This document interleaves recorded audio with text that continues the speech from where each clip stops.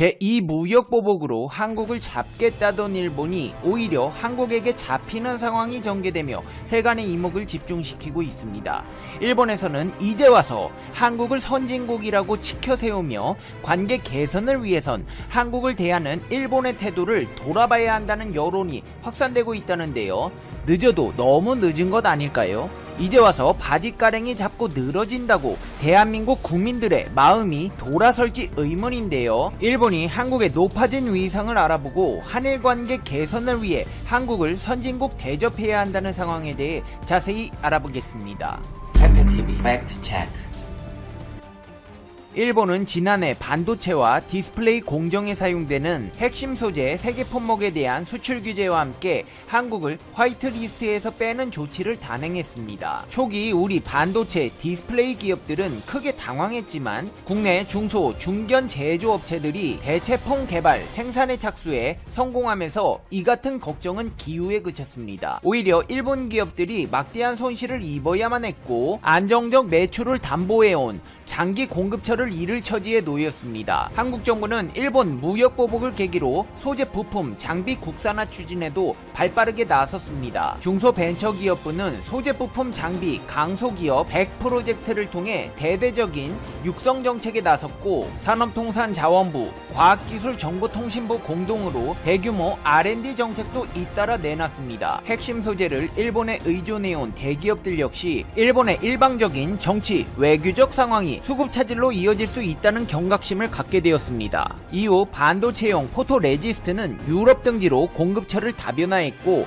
액체 불화수소는 국산품으로 완전히 대체되었습니다. 일본 여행 보이콧 운동으로 아베 정부에게는 지방 정부의 항의가 빗발치기도 했습니다. 얻을 것 하나 없었던 1차 수출 규제 결과에도 불구하고 일본 정부는 2차 무역보복의 후속 조치로 우리 정부의 조선산업 지원에 대한 WTO 분쟁 절차 본격화, 수산물 수입에 대해 수입 물량을 직접 규율하는 수입 쿼터제 적용, 수출 금융제재 강화 등을 검토하며 대한민국의 산업 전반에 타격을 입히기 위해 안간힘을 써왔는데요.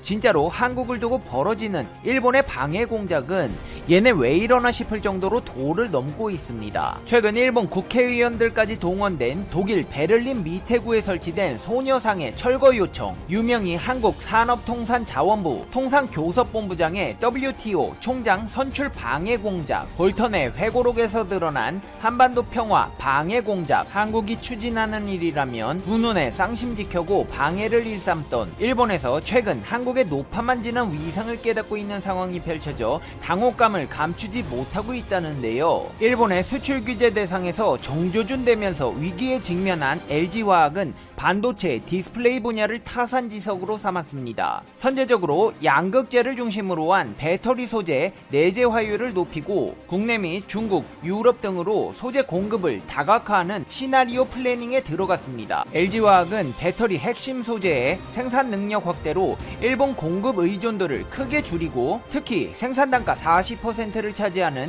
양극재의 공급 다변화로 LNF 등 국내 업체들의 성장에 큰 역할을 했습니다. 이런 노력들로 인해 일본의 굴레에서 벗어난 LG화학이 일본의 파나소닉을 누르고 내년부터 테슬라의 전기자동차 모델 Y의 배터리를 전량 공급한다는 소식이 전해졌습니다. 모델 Y에는 LG화학이 생산하는 원통형 니켈, 코발트, 망간 배터리가 공급될 것으로 알려졌는데요. 이는 중국 CATL이 테슬라 모델 3에 공급하는 리튬, 철, 인산 배터리에 비해 에너지 밀도가 높아 주행 가는 거리가 늘고 무게는 줄어 효율이 높습니다. 테슬라 모델 Y의 판매량은 36만 대에 이를 것이라는 전망이 나오고 있는데요. 이는 글로벌 전기차 시장을 주도하고 있는 테슬라가 LG화학의 배터리 기술력을 인정한 것이라고 평가받고 있습니다. LG화학은 한중일 배터리 경쟁에서 다시 한번 기술력의 우위를 확인하며 테슬라와의 협력도 한층 강화될 것이라는 관측이 나오고 있습니다. 특히 유럽, 미국 등과 함께 3대 글로벌 전기차 시장으로 꼽히는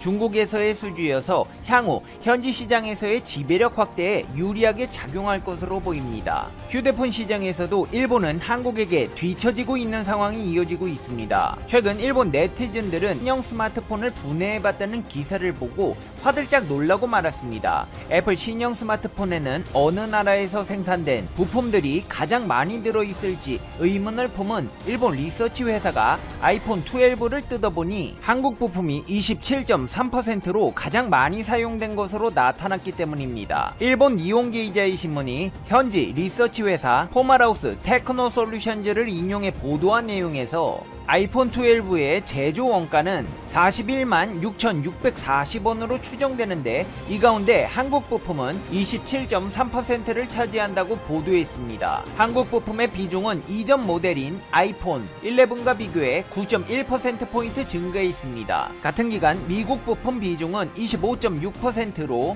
0.2%포인트 줄었고 일본 부품의 비중은 13.2%로 0.6%포인트 감소했습니다. 이는 아이폰 12 시리즈가 전부 OLED 패널을 사용한 덕으로 분석되고 있는데요. 아이폰 12 OLED 패널의 주요 공급사는 삼성 디스플레이입니다. OLED 패널의 납품 가격은 약 70달러로 부품 원가 총액의 20%가량을 차지하는 것으로 알려져 있습니다. 니혼게이자이 신문에서는 OLED 패널에서 소니와 샤프, 파나소닉 등 일본 기업들이 한국과 투자 경쟁에서 뒤처지면서 이제는 한국의 동무대가 됐다고 평가했습니다. 심지어 일본의 파나소닉은 기술이 떨어지다 보니 LG 디스플레이가 제공하는 투명 OLED 패널을 독점으로 공급받는 신세로 전락했는데요. 파나소닉은 내달 초 일본과 대만, 싱가포르, 호주 등 여러 국가에서 투명 OLED 디스플레이 모듈 신제품을 출시할 예정입니다. LG 디스플레이는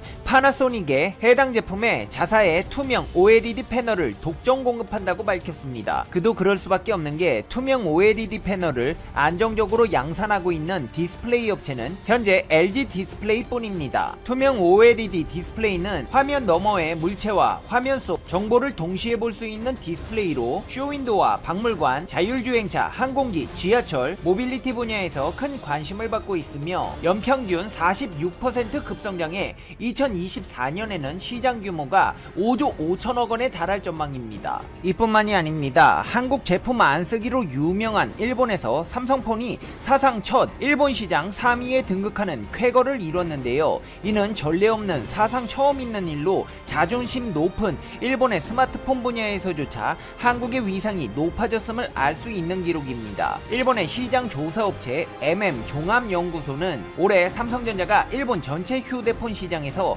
3위에 오를 것이라고 밝혔습니다. 업체별로는 애플이 1위, 샤프 2위, 삼성전자 3위, 후지츠 커넥티드 테크놀로지 4위, 교세라 5위 순으로 전망했습니다. 애플이 50%대 점유율로 일본 시장에서 부동의 1위 자리를 지킨 데 이어 삼성전자는 10%대 점유율로 올라설 것으로 예측했습니다. 일본 휴대폰 시장은 애플, 아이폰과 자국 제품이 유독 강세입니다. 세계 1위 업체인 삼성전자도 유독 일본 시장에서만큼은 약세를 면치 못했는데요. 스마트폰마저 한국이 상위권을 차지하면서 일본에서는 한국과 다시 관계 개선에 나서야 한다는 의견들이 나오고 있습니다.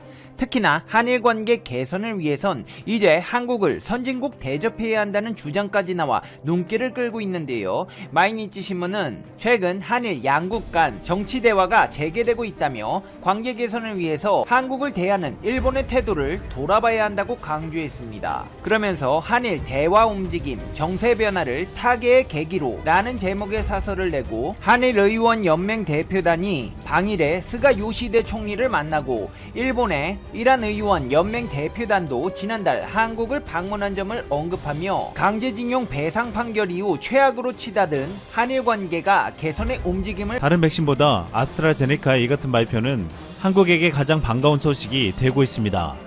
아스트라제네카는 국내 SK바이오사이언스가 위탁 생산 계약을 맺고 있어 다른 백신보다 유리하게 물량을 확보할 수 있기 때문입니다. 놀라운 것은 이미 SK바이오사이언스가 아스트라제네카 백신을 생산하고 있는 것으로 24일 확인된 것입니다. 아스트라제네카가 백신 개발을 끝내고 허가 신청을 하면 보다 신속하게 심사를 하기 위해서였습니다. 아스트라제네카 백신은 화이자 모더나보다 가격이 훨씬 싸고 보관이 쉬운 것으로 알려져 있습니다. 백신 1회분 가격이 4,000원에 불과해 화이자나 모더나 등 다른 백신의 10분의 1 수준이고 영하 70도 이하에서 보관해야 하는 화이자나 영하 20도 이하를 요구하는 모더나와 다르게 2도에서 8도의 상온에서 6개월간 보관 운반 취급이 가능합니다. 이래서 많은 이들은 아스트라제네카 백신은 가성비 백신이라고 부르고 있습니다. 세계보건기구 또한 저렴하고 쉽게 보관할 수 있는 아스트라제네카의 노력을 환영한다고 했습니다. 아스트라제네카는 수익성을 추구하지 않겠다는 약속을 내놓은 바 있었습니다. 북극이나 빈국이나 차이 없이 공평하게 백신을 배포하겠다는 것이었습니다. 하지만 우려하는 것은 발표된 아스트라제네카 백신의 효과가 다른 백신보다 떨어진다는 것입니다. 아스트라제네카 백신은 효과가 70.4%인 것으로 알려졌는데 이는 95% 안팎의 효과를 낸 모더나 화이자보다 적은 수치였습니다. 하지만 미국 식품의약국과 전문가들은 백신의 효능이 70% 이상이면 훌륭한 백신이라고 보고 있습니다. 그런데 이것도 투약하는 방법만 조절하면 90% 이상의 효과를 볼 수 있다고 말하고 있습니다. 아스트라제네카 백신을 정량을 투여했을 때 62%밖에 효능을 보이지 못했지만 절반만 투여했을 때 약 90%의 효능을 보였습니다. 이것을 발견한 데는 신이 도왔다는 중요한 실수가 있었습니다. 처음에 원래 환자에게 투여할 정량의 절반만 실수로 투여했는데 이 방식이 정량을 투여한 환자보다 훨씬 높은 효능을 보였다는 것입니다. 전문가들은 초기 용량을 너무 많이 투여하면 감기 바이러스를 중심으로 백신을 거부하는데 낮은 양의 백신을 투여했을 때 거부 없이 더 나은 면역 반응으로 이어졌다고 했습니다. 결국 이 같은 실수가 더 효능이 높은 백신을 만들어냈습니다. 현재 많은 백신들을 부자 나라들이 선점한 가운데 아스트라제네카가 가난한 나라들의 생명을 살릴 것이라며 많은 이들이 진정한 게임 체인저가 되기를 바라고 있습니다. 여기에는 한국에서의 유탁 생산도 크게 일조할 것으로 기대되고 있습니다. 현재 전 세계는 1차 때보다 심한 2차 유행의 정점에 다다르 있습니다. 여기서 앞으로 3차 대유행이 예측되는 가운데 한국이 또다시 거론되고 있습니다. 데이비드 나바로 WHO 특사는 유럽이 한국과 같이 방역 조치를 지속하지 않으면 내년 초 유럽에서 3차 대유행이 일어날 수 있다고 경고했습니다. 그는 유럽 정부들이 여름 동안 필요한 인프라를 구축하는 것을 놓쳤다며 이 때문에 지금 2차 대유행이 벌어지고 있는 것이라고 말했습니다. 따라서 지금 기반 시설을 구축하지 않으면 내년 초 3차 파동이 발생할 것이라고 전망했습니다. 한국 등 아시아 국가들은 바이러스 확산을 막기 위해 몰두하고 있다며 이를 따라야 한다고 했습니다. 한국은 사회적 거리두기, 마스크 착용, 격리, 손발 씻기 등을 통해 사회를 보호하고 있다고 설명하고 그들은 확진자가 줄었을 때 기다리면서 이를 유지했다고 말했습니다. 또한 세계적인 지성 자크 아탈리는 최근 유럽의 상황을 탄식하며 한국을 언급했습니다. 아탈리는 유럽이 마스크 착용, 빠른 진단검사, 격리 조치를 선택한 한국이 아닌 도시를 폐쇄한 중국 모델을 따랐다는 건 인류의 불운이라고 주장했습니다. 그는 조기에 마스크 착용이 결정됐더라면 충분히 제어할 수 있었을 상황에서 유럽은 손을 놓고 있다가 중국식 봉쇄 및 격리 지침을 내렸다며 적시에 마스크와 진단검사 키트 생산에 돌입했을 경우 들어갈 비용은 전격 격리로 인해 전 세계에서 일어난 불황으로 인한 비용의 1만 분의 1에 불과했다고 지적했습니다. 결국 유럽은 지난달 말부터 다시 하지 않겠다고 했던 봉쇄령을 시행할 수밖에 없었습니다. 이로 인해 정점대보다는 줄어들었지만 급격한 확산세를 막는 것은 불가능했습니다. 다음 달 초 봉쇄 조치가 끝나는 프랑스는 봉쇄 해제라는 말 대신 3단계 봉쇄 완화라는 표현을 쓰고 독일도 다음 달 20일까지 봉쇄 연장을 검토하고 있습니다. WHO는 전면적인 동시 봉쇄를 피하려면 마스크를 써야 한다고 말하고 있습니다. 한스 클룩의 WHO 유럽 지역 국장은 유럽에서 하루 평균 4,500명이 목숨을 잃고 있는데 연말 연휴 시즌에 진입하면 상황은 더 악화될 것이며 이를 막을 수 있는 방법은 마스크를 착용하는 것이라고 했습니다. 실제로 마스크 착용률을 95%로 끌어올린다면 도시봉쇄가 필요 없어질 것이라고도 했습니다. 이런 건데 그동안 코로나와의 전쟁에서 승리했다는 중국도 난리가 났습니다. 중국은 사실상 코로나와의 전쟁에서 승리했다고 선언하며 지난달 초까지 마스크도 하지 않은 채 대규모 파티를 벌여왔습니다. 하지만 지난달 중순부터 중국 일부 지역에서 코로나가 발발하며 비상에 걸렸습니다. 또한 최근 상하이 푸둥 국제공항을 중심으로 사흘 연속 확진자가 나오기 시작했습니다. 공항에 도착하는 모든 승객에 대한 검사를 실시한다고 했는데 수많은 사람들이 떼지어 테스트 구역으로 밀려오는 영상이 공개되어 충격을 주었습니다. 일부에서는 그동안 무증상자는 확진자 통계에서 제외했던 중국이 앞으로 걷잡을 수 없는 감염 확산을 맞이할 가능성이 커지고 있다고 보고 있습니다. 중국이 코로나를 이겼다며 이렇게 자신 있어 하는 것은 백신이라고 보는 이들도 있었습니다. 중국은 자국의 백신 개발이 가장 선두라고 자랑해왔습니다. 화이자, 모더나 등의 효과가 95%에 이른다는 보도가 잇따르자 중국은 자국의 백신도 효능이 높다고 주장했습니다. 최근 중국 시노팜 백신을 자국민 100만 명에게 긴급 접종했으나 부작용이 없다고 했습니다. 그런데 시노팜이나 시노백과 같은 중국 업체들은 아직까지도 3상 임상시험 결과를 공개하지 않고 있습니다. 이 가운데 시노팜은 최근 중국 당국에게 3상 임상시험 데이터를 보고했다고 했는데 이 또한 공개하지 않았습니다. 이 때문에 중국은 백신 개발 선두에 있다고 했지만 아직까지 믿을 수 없는 백신이라고 말하고 있습니다. 최근까지 600만 명이 확진된 브라질에서는 에두아르도 파제엘로 브라질 보건장관이 나서 중국 백신을 4,600만 개를 구입하겠다고 했습니다. 그러자 보우소나루 브라질 대통령은 브라질 국민을 실험용 쥐로 쓸 수 없다며 반대했습니다. 또한 브라질 상파울루 시민들은 중국 코로나 백신 도입에 강력하게 반대하며 시위를 벌이기도 했습니다. 결국 화이자, 모더나, 아스트라제네카 등의 백신이 높은 효과를 보였다는 발표가 이어지자 브라질은 시노백을 제외하고 다른 백신들을 구입하겠다는 계획을 세우고 있습니다. 영국은 이번 주 내로 화이자 백신 사용이 승인될 수 있으며 12월 1일부터 접종 개시를 준비하라고 했습니다.